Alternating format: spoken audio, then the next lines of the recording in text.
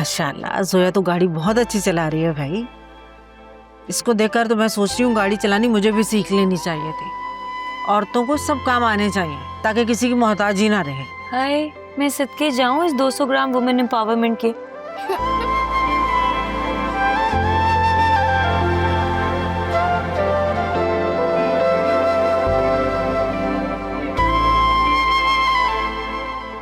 जोया ख्याल से चलाओ, इतनी तेज मत चलाओ, कहीं मार ना देना गाड़ी। अब ऐसे भी कोई बात नहीं। अरे अल्लाह, जोया ख्याल से।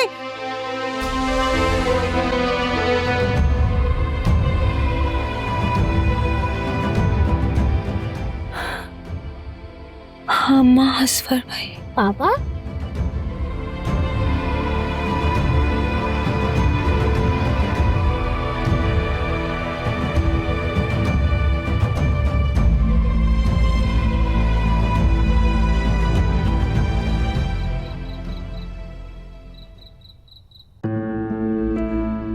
मुझे तो समझ में नहीं आ रहा है ये असफर भाई जेल से बाहर कैसे आ गए। इतनी मुश्किलों से मेरी बच्ची संभली थी, फिर से गुमसुम हो गई है। या अल्लाह, ये सब मेरी बेटे के साथ ही क्यों होता है? बाबा ठीक ही कह रहे थे, हमें उसी वक्त खुला के लिए फाइल कर देना चाहिए था। अस्सलाम वालेकुम। अब बाबा क्या हुआ, सब ठीक तो है ना, कुछ पता चला? बस बेटा, होना क्या है, असर के भाइयों ने अमेरिका जाने से पहले उसकी जमानत करा दी है। बाकी सुना यही है कि जायदाद वगैरह बेच के उससे मुकम्मल लाताल्लुकी का इज़हार कर दिया है। अगर इतना ही कुछ करना था तो जेल में सड़ने के लिए छोड़ देते ना। क्या कर सकते हैं, भाई को भाई की मोहब्बत याद आ गई है। और आयरा, आयरा क्या उनका खून नहीं है? उन्हें आयरा का बिल्कुल ख्याल नहीं आया? अब क्या कह सकते हैं, सोचना ये है कि अब आगे क्या करना चाहिए। बाबा करना क्या है, खुला का केस फाइल करें और जान छुड़वाएं, और क्या। मतलब हम फिर से ब्लैकमेलिंग सहेंगे? क्या मतलब? बाबा मतलब तो साफ जाहिर है, और वो इंसान हमसे कुछ भी लिए बगैर हमारी जान नहीं छोड़ेगा। अब तो वो सोने का अंडा देने वाली मुर्गी को काटने जा रहा है। अब तो वो कोई बड़ी ही फरमाइश करेंगे। भिखारी कहीं का। मैं तो कहती हूँ वो जो भी मांगता है दे दिला के उससे जान छुड़ाएं अपनी बेटी की। बेचारी जोया 2 घंटे से कमरे में बैठी हुई है सत्ते के आलम में। मुझे तो फिक्र है उसकी तबीयत ना खराब हो जाए। और जैसे जोया बाजी फौरन ही मान जाएंगी। मुझे अभी भी यकीन है कि अगर असफर भाई आ गए ना, वो उनके साथ चली जाएंगी, देख लेना। मैं जरा जोया को देखती हूँ, उसे खाने के लिए भी पूछती हूँ। फिजा, तुम अम्मा को चाय दो, सर दर्द की गोली भी दो। मैं जाती।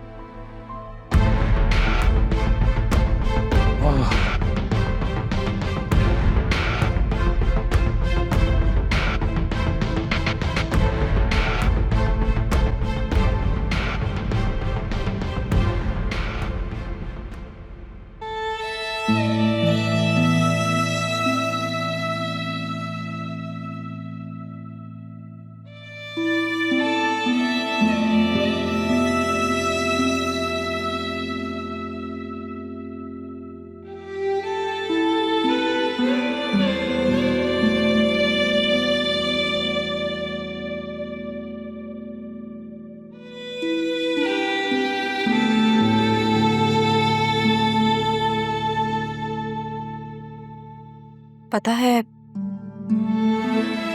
जालिम जालिम क्यों बनता है? क्योंकि उसके पास जुल्म सहने वाले लोग मौजूद होते हैं। जिस दिन जुल्म सहने वालों ने जुल्म सहने से इनकार कर दिया तो जालिम अपनी मौत आप मारा जाएगा। मैं जानती हूं आज उनका सामना करने के बाद तुम्हारे जख्म ताजा हो गए होंगे, लेकिन ये मत भूलो कि अब वक्त बदल चुका है। अब वक्त तुम्हारी फेवर में है। अब वो तुम्हें नुकसान नहीं पहुंचा सकते, ना ही तुम्हारा कुछ बिगाड़ सकते हैं। लेकिन मुझे एक बात समझ नहीं आई, तुमने आयरा को उसके बाप से मिलने की इजाजत क्यों दी? नफरत एक हथियार है जिससे सबसे पहले अपना घर चलता है, और वो हथियार बच्चों के हाथ में कभी नहीं देना चाहिए। वो बड़ी होकर अपने बाप से नफरत करे, वो अलग बात है। मैं विरासत में उसे नफरत नहीं दूंगी। तुम्हारी सोच बहुत अच्छी है, लेकिन क्या? लेकिन तुम्हारी ये अच्छी सोच तुम्हें उसके शर से महफूज नहीं रख सकती।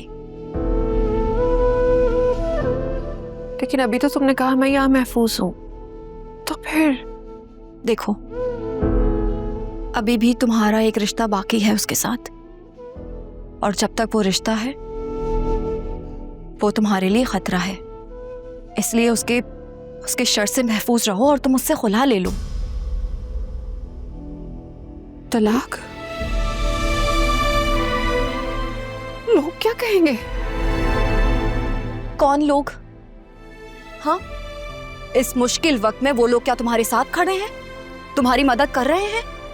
नहीं ना, तो फिर तुम इतना क्यों सोच रही हो?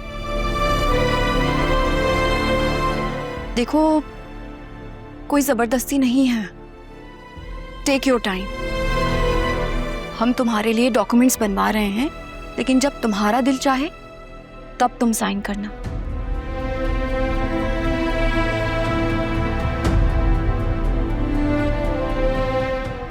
तुम्हें याद है जब तुम लोगों ने पहली बार उसे रंगे हाथों पकड़ा था?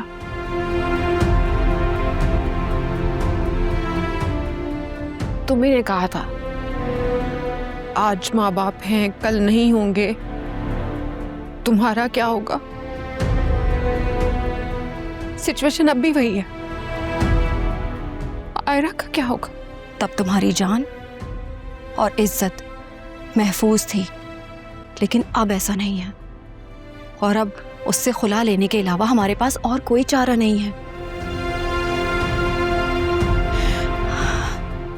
देखो, हम तुम्हारे साथ हैं, लेकिन आयरा का सहारा तुम बनोगी। खुद को मजबूत रखना होगा, अपने लिए, आयरा के लिए।